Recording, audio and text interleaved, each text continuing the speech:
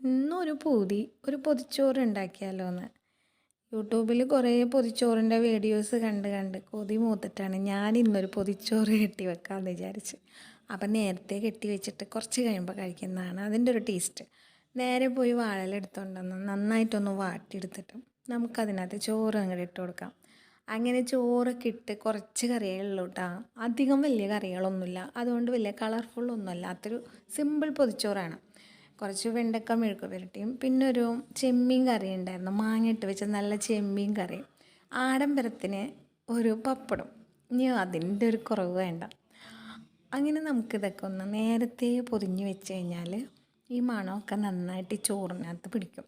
ആ ഒരു മണം മാത്രം മതി, കറികളൊന്നും വേണമെന്നില്ല.